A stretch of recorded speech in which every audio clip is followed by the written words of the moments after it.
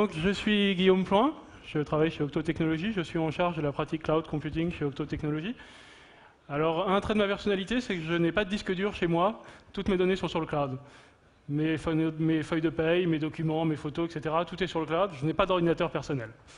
Voilà, donc je suis un petit peu un extrémiste du cloud, et je vais vous parler du cloud et de la DSI, de voir un petit peu comment le cloud peut influencer la DSI, sans tomber dans l'extrémisme. Je vais essayer de vous parler de choses assez réalistes et assez concrètes. Donc la présentation s'appelle le cloud computing, un catalyseur pour transformer votre DSI. Alors, premier slide. Je voulais insister sur une chose, c'est que souvent, le cloud computing, on en a une vision un petit peu simple, simpliste, simplifiée. On a tendance à considérer que le cloud, c'est une plateforme industrielle. Effectivement, ce sont des plateformes gigantesques. On pense à Google avec ses millions de serveurs, à Amazon avec ses dizaines de milliers de serveurs. Donc on a des plateformes industrielles avec les bénéfices de l'industrialisation. C'est que, en général, ce qui est fait de manière industrielle, ça marche mieux que ce qui est fait de manière artisanale. Et puis par ailleurs, il y a une réduction des coûts, par effet d'échelle. Dès lors qu'il y a effet d'échelle, il y a souvent réduction des coûts. Donc le cloud, c'est intéressant parce que c'est assez fiable. Et puis, ça coûte pas cher. L'exemple connu, c'est celui de Google Apps. Pour 40 € par personne et par an, vous avez une messagerie, des outils collaboratifs. La contrepartie de ça, qu'on évoque toujours, c'est le risque sur la confidentialité des données. Effectivement, si vous confiez vos données à un opérateur américain comme Google, vous pouvez avoir des doutes. Il peut y avoir des problématiques juridiques, parce que vous êtes sur une juridiction européenne et Google est aux États-Unis. Donc tout ça est un peu compliqué. Et mon idée aujourd'hui, c'est de ne pas rentrer dans ce débat-là, mais d'essayer de dépasser ce débat-là et de voir qu'est-ce qu'il y a d'autre dans le cloud et qu'est-ce qu'on peut en retirer d'intéressant.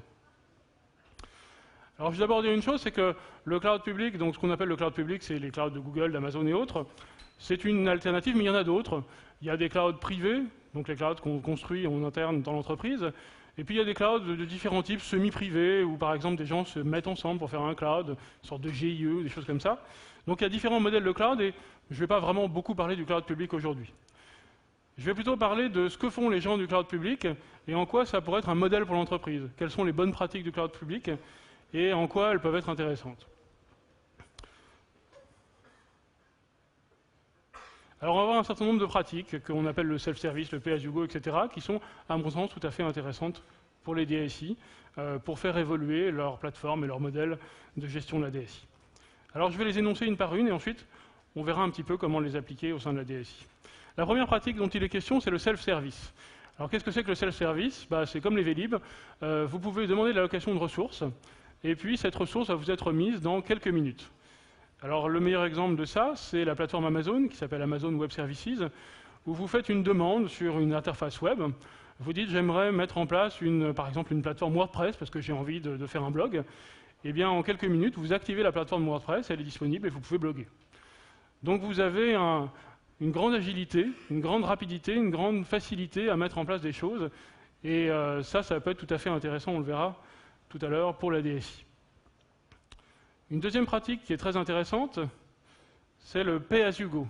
Alors le pay-as-you-go, c'est un terme qu'on emploie chez Octo, où on pourrait dire aussi le paiement à la demande, enfin il y a différentes terminologies. Globalement, il s'agit d'un modèle de facturation qui suit une consommation réelle, c'est-à-dire que chez les grands du web, chez les Google, les Amazon, les Microsoft, vous payez en fonction du nombre de cycles CPU, de l'espace disque, de la bande passante que vous utilisez, de manière absolument précise.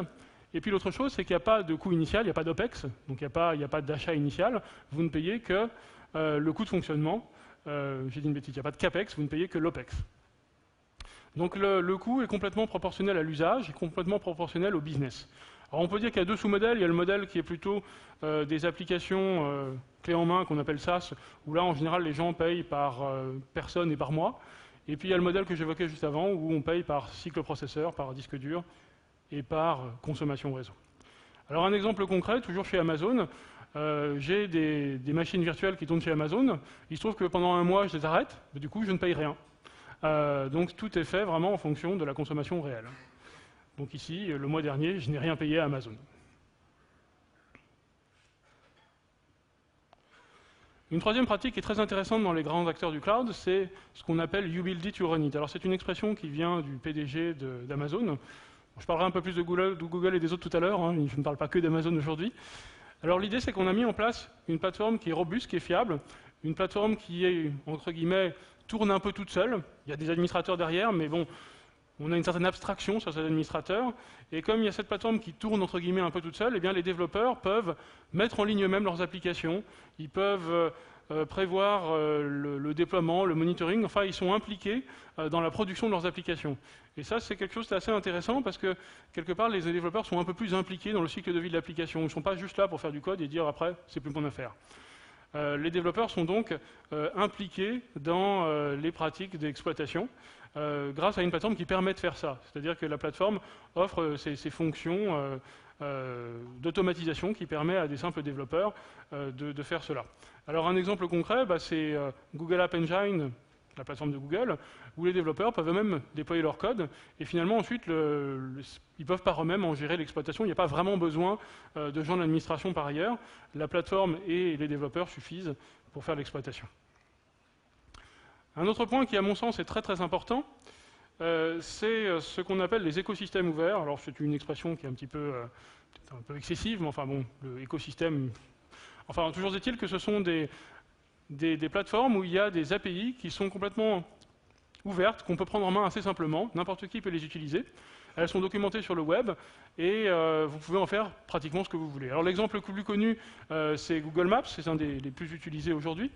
Donc c'est un fond de carte que n'importe qui peut utiliser dans son site web. Et la photo qu'on a à l'écran, c'est une plateforme qui s'appelle Housing Maps, où un développeur, s'est amusé à positionner des petites annonces sur le fond de carte de Google. Donc ce développeur s'est dit, ah bah tiens, les petites annonces, ce serait plus sympa de les voir sur un fond de carte, je vais le faire. Il se trouve que Google m'offre la possibilité de le faire, c'est gratuit, jusqu'à un certain niveau, après ça devient payant, et ça me donne la possibilité d'être créatif, ça me donne la possibilité d'innover par moi-même. Et ça, c'est une idée qui est vraiment intéressante. Les acteurs du cloud, ils disent, on va laisser les autres innover. Il y a une certaine humilité là-dedans. Il y a se dire que finalement, on n'est pas les seuls à être créatifs. On peut finalement ouvrir les vannes pour que les autres soient créatifs. Alors il y a beaucoup d'exemples d'écosystèmes dans ce genre-là. Il y a celui de Google Maps qu'on voit là, mais il y a, on pourrait penser à l'App Store d'Apple ou à l'écosystème de NetVibes. C'est donc des écosystèmes qui peuvent être très créateurs de valeur si on laisse les gens innover par eux-mêmes. Une chose qui est aussi très intéressante et qui vient des acteurs du web, c'est ce qu'on appelle la bêta perpétuelle. Alors la bêta perpétuelle, eh bien, on peut tout simplement l'illustrer par ce genre d'image. Vous savez que sur Gmail, il y a eu pendant longtemps marqué bêta en bas à droite. Alors qu'est-ce que ça signifie? Ça signifie qu'il n'y a pas vraiment de release logiciel, il n'y a pas cette idée que tous les ans on sort une nouvelle version du logiciel.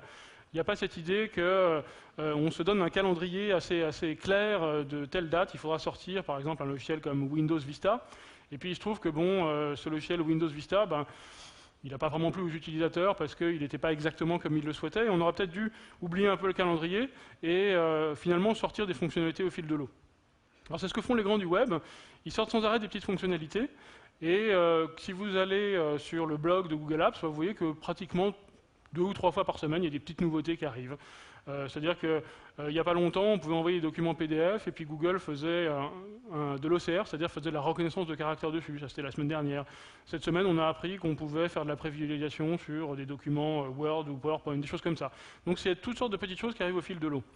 Alors ça, c'est très intéressant parce qu'il n'y a pas cette pression, il n'y a pas cette, je dirais même un petit peu le côté tyrannique des releases. Vous n'êtes pas complètement bloqué par les releases. Alors le côté peut-être un peu négatif, c'est que vous n'avez pas non plus de roadmap très précise. Google n'a pas une roadmap très précise. Mais les choses arrivent progressivement. Et l'autre chose qui est très intéressante, c'est que on regarde ce que font les utilisateurs. Comme on exploite soi-même son logiciel, eh bien on peut en suivre l'usage. Et donc ce que font les gens de Google, d'Amazon et autres, c'est qu'ils font ce qu'on appelle du A/B testing. Ça veut dire qu'ils vont déployer une fonctionnalité sur une certaine population, une autre sur une autre, et puis ils vont voir un peu comment les gens réagissent. Et puis si les gens réagissent bien, ils gardent la fonctionnalité. Si les gens réagissent mal, ils l'enlèvent. C'est-à-dire qu'ils font du test en temps réel de leur fonctionnalité sur leurs utilisateurs. Alors ça se concrétise aussi par le petit truc qui s'appelle Labs dans Google Mail, où on peut choisir ou non d'activer certaines fonctions dont on n'a pas la garantie qu'elles perdureront. Donc ça, c'est une approche qui est assez agile, puisque finalement, on collabore avec les utilisateurs d'une certaine manière pour choisir les fonctionnalités qu'on va conserver ou non dans le logiciel final. D'ailleurs, il n'y a pas de logiciel final, puisqu'il évolue sans arrêt. Une chose aussi qui me paraît tout à fait intéressante, c'est le cloud, ça peut être une plateforme lab. Pourquoi? Parce que c'est une infrastructure qui est assez élastique. Alors c'est basé sur des technologies de virtualisation, je n'entrerai pas dans le détail. C'est assez élastique, et alors on peut commencer par faire un petit développement, le mettre en ligne, et puis si ce lab finalement s'avère être quelque chose d'intéressant, ben, ça peut scaler, ça peut devenir quelque chose de très sérieux. Alors j'ai mis un exemple ici, qui est un site de petites rencontres anglais. C'est des gens qui ont fait un site de petites rencontres qu'ils ont mis sur Amazon, et puis ça a pris, ça a scalé, et aujourd'hui ils ont 20 millions d'utilisateurs. Donc ça, c'est du pain béni pour les startups. Vous avez une plateforme qui vous permet de commencer petit. À la limite, vous pouvez même dire que ça va être un échec. C'est pas très grave, puisque ça vous coûte quasiment rien. Vous pouvez commencer dans votre garage, vous pouvez être un simple quidam qui fait une petite application dans son garage, et puis si ça marche, bah, ça scalera. Et donc vous aurez la possibilité de gérer des millions d'utilisateurs et devenir, par exemple, Facebook, pour donner un exemple au hasard. Donc ça, c'est une façon d'envisager la montée en puissance des applications qui est tout à fait intéressante. Alors, vous allez peut-être me dire ça, vous allez peut-être me dire, oui, effectivement, Guillaume, tu es un enthousiaste du cloud, tu mets toutes tes affaires dans le cloud, tu trouves que c'est quelque chose de génial, mais est-ce que dans ma DSI, on peut reproduire les mêmes pratiques? Est-ce que c'est pas un peu dangereux, parce qu'on parle parfois de cloud public et donc de données externalisées? Est-ce que le fait de laisser les développeurs déployer par eux-mêmes, est-ce que c'est pas un peu fou, quand même, comme approche? Est-ce qu'on n'a pas peut-être des contraintes de gouvernance dans la DSI qui empêcheraient de faire ce genre de choses? Alors, je vais essayer de répondre un petit peu à ces questions. Alors tout d'abord, je vais revenir sur le self-service. Alors le self-service dans la DSI, c'est quoi? Eh bien, ça pourrait être de laisser les développeurs accéder rapidement à des ressources pour supprimer les délais. Une chose qui est assez classique dans les projets sur lesquels j'ai pu travailler, c'est que lorsque vous êtes en train de développer un produit ou d'anticiper une mise en production, il faut commander des machines auprès des équipes de production, et puis il faut l'achat des machines, ensuite il faut la configuration des machines, il faut respecter tous les standards, et parfois ça prend 3, voire 4, voire 6 semaines, donc ça peut prendre pas mal de temps, et de fait on a une perte de temps projet qui peut être tout à fait embêtante.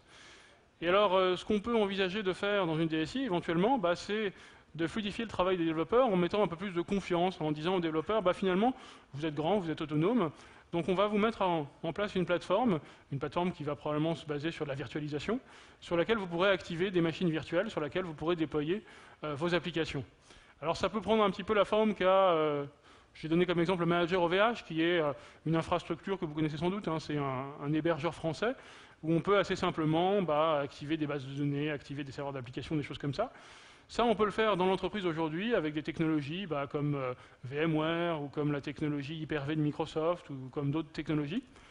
Donc on peut commencer à mettre en place ces choses-là. Alors vous allez me dire, dans la DSI, ça va poser un problème. Ça va poser le problème suivant, et d'ailleurs ça a été vécu dans pas mal de DSI. Si vous laissez les développeurs créer des VM dans tous les sens, ils vont en créer beaucoup, et ça va s'additionner, et au bout d'un moment, l'infrastructure de machines virtuelles, elle va commencer à coûter très cher. Et ça, j'ai plusieurs clients qui m'ont raconté ça, et finalement, le problème quand on a une plateforme trop ouverte, c'est qu'on en abuse. On fait tourner des tas d'applications, éventuellement il y a même des vieilles applications qui ne servent plus à grand chose, mais qu'on laisse tourner au cas où. Alors, comment résoudre ce problème-là? À mon avis, on peut le résoudre un petit peu par le pay-as-you-go. Alors, le pay-as-you-go, c'est de dire, comme on fait payer aux métiers, aux développeurs, enfin aux équipes concernées, leur consommation énergétique informatique, leur consommation d'énergie informatique, eh bien, ils vont avoir peut-être plus tendance à ne pas la gaspiller.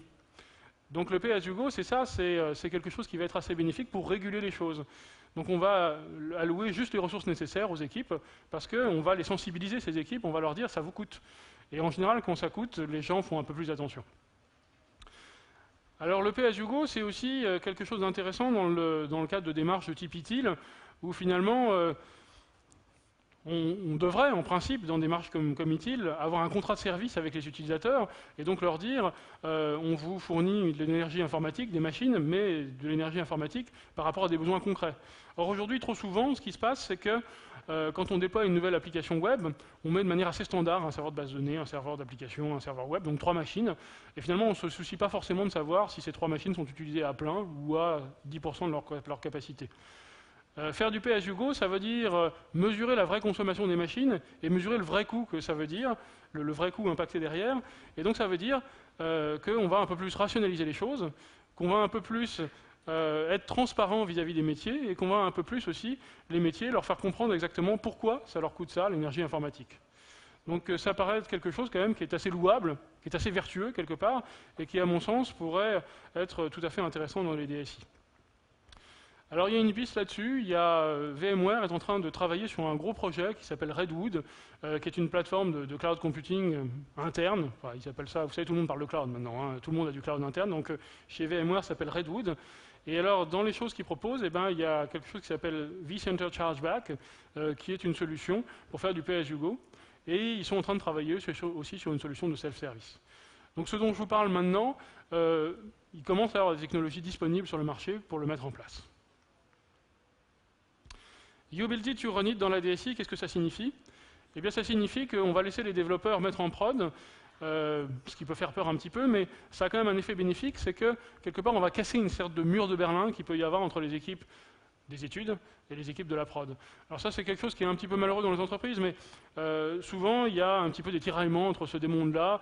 Par exemple les équipes des études, elles développent et puis elles ne se soucient pas forcément des problématiques d'exploitation.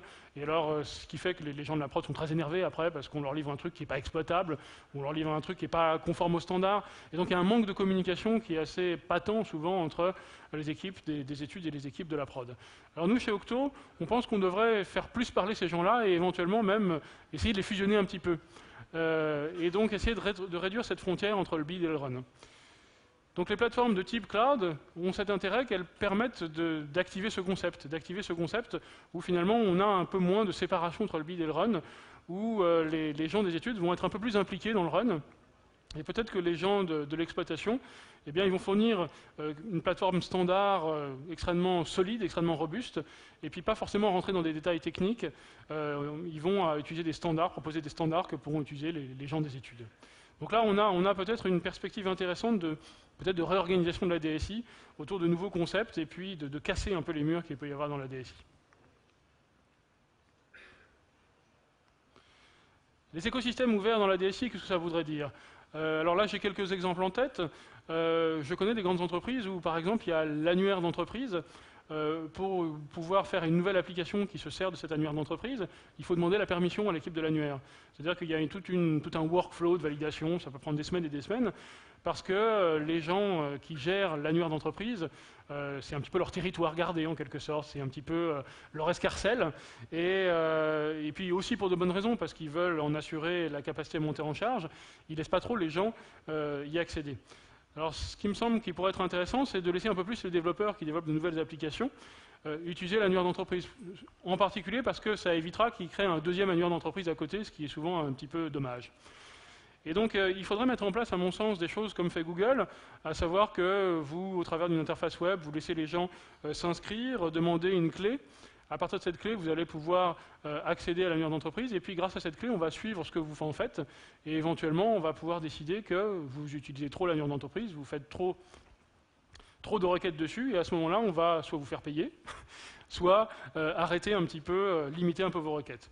Donc reprendre un petit peu l'exemple de Google Maps dans l'entreprise, ça me paraît intéressant. Alors j'ai cité l'exemple de l'annuaire, mais on peut aussi citer l'exemple d'espaces collaboratifs, laisser les gens créer des wikis, créer des blogs, créer des espaces de collaboration de manière assez darwinienne. En particulier pour les équipes de développement, c'est tout à fait précieux de créer des wikis pour partager des pratiques, pour partager des plans d'avancement sur des projets. Donc il y a pas mal de cas d'usage finalement dans la DSI où on pourrait laisser les systèmes un peu on-demand avec un peu de régulation en faisant du suivi, parce qu'on ne va pas faire n'importe quoi non plus. Donc je parlais tout à l'heure de clés d'identification pour savoir qui fait quoi, mais laisser un peu plus de liberté aux gens. La bêta perpétuelle dans la DSI, qu'est-ce que ça pourrait être? Finalement, ça rejoint un petit peu l'agilité. Hein. Les pratiques agiles dont on a beaucoup parlé ce matin et hier. Arrêter de faire des expressions de besoin littéraires pendant 3 mois avant de commencer à développer. Essayer d'éviter les effets tunnels. Déployer, tester, itérer. Faire ce que font les grands du web avec le A/B testing. Ça paraît être une chose tout à fait intéressante. Faire travailler des petites équipes autonomes. Donc, globalement, le message, hein, c'est essayer de tuer l'effet tunnel et puis de travailler de manière itérative. Alors le cloud comme lab dans la DSI, ça c'est quelque chose qui moi me tient beaucoup à cœur. Alors là je vais peut-être revenir un peu sur le cloud public. Une des choses sur lesquelles j'essaye de beaucoup orienter mes clients aujourd'hui, c'est de dire que quand vous avez besoin de faire un petit lab, une petite expérimentation, vous voulez faire un petit test sur une application, vous ne savez pas du tout si ça va perdurer, ce sera peut-être qu'une petite application qui mourra au bout de 2 mois, et bien le cloud est tout à fait précieux parce que vous pouvez très simplement mettre en production une petite application chez Amazon, chez Google, et puis vous pouvez, comme je l'ai écrit là, monter l'application, la démonter. Si elle est démontrée, vous la gardez. Si elle n'est pas démontrée, vous la démontez. Globalement, ça veut dire que ça ne coûte quasiment rien. Vous pouvez faire votre lab, le faire tourner 2-3 mois, et puis après, si ça n'a pas marché, on arrête tout. Donc ça permet de faire des choses de manière très agile, ça permet de mettre en place ce qu'on appelle les pratiques de fail fast, c'est-à-dire qu'on expérimente beaucoup, et puis on sait que de toute façon, dans toutes les démarches d'innovation, il y a beaucoup de pertes, et finalement le cloud est intéressant parce que ces pertes-là ne sont pas très coûteuses en fait. Alors le cloud public est très précieux pour faire ça, mais le cloud privé peut servir aussi à la même chose, puisqu'on va retrouver un petit peu les mêmes pratiques si on a réussi au sein de l'entreprise à mettre en place le self-service et le pay-as-you-go. Alors j'ai mis un dessin qui est un petit peu la vision octo de l'innovation. Il nous semble qu'il faut avoir dans le système d'information d'entreprise une zone innovation qui est décorrélée des règles de rationalisation de l'entreprise, parce que les innovateurs ils ont besoin d'un petit peu de liberté, ils ont besoin d'un petit peu de rapidité. Et puis l'innovation, quand les projets durent 1 an, c'est plus une innovation, parce que quand on a perdu trop de temps, en général la concurrence vous a dépassé. Donc le cloud est un bon exemple, enfin une bonne piste pour faire des pratiques innovantes dans la DSI à mon sens. Voilà, donc j'en arrive à la fin de mes 20 minutes. Je voulais conclure sur que garder de cet exposé, qu'est-ce qu'il y a à emporter. À mon avis, il y a les plateformes cloud qui sont des architectures d'un nouveau genre. Alors, je n'ai pas été très précis, mais il y a beaucoup de virtualisation là-dedans, il y a beaucoup d'automatisation. Par exemple, chez Google, si une machine s'écroule, c'est pas grave. On attend que beaucoup de machines s'écroulent avant de remplacer tout un container. On a une philosophie de la gestion informatique qui est assez différente. En fait, une panne est quelque chose de considéré comme normal. Il y a beaucoup d'automatisation sur le monitoring, il y a beaucoup d'automatisation sur le fait que si une machine s'écroule, on va reporter le service automatiquement vers une autre machine. Donc là, il y a des choses tout à fait intéressantes en termes de montée en maturité de la DSI. Pour moi, c'est des architectures un petit peu de nouvelle génération qui sont tout à fait intéressantes et à expérimenter. À expérimenter soit sur le cloud public, juste pour regarder, ou alors à expérimenter un peu plus longuement à l'intérieur avec des outils de cloud privés comme celui de VMware que j'ai évoqué tout à l'heure. Et puis il y a cette autre chose sur laquelle j'ai beaucoup plus insisté pendant ma présentation, qui est la culture du cloud. Eh bien, la culture du cloud, c'est des bonnes idées pour aller vers des évolutions de gouvernance, peut-être relâcher un peu le contrôle, peut-être donner plus d'ouverture, laisser un petit peu les développeurs innover, donner de l'autonomie, donner de la confiance aux gens, faire le pari de la confiance. C'est des choses qui peuvent être tout à fait intéressantes pour faire évoluer les mœurs ou les habitudes dans la DSI. Et à mon avis, c'est des choses qui sont à expérimenter, indépendamment de toute plateforme cloud ou pas plateforme cloud.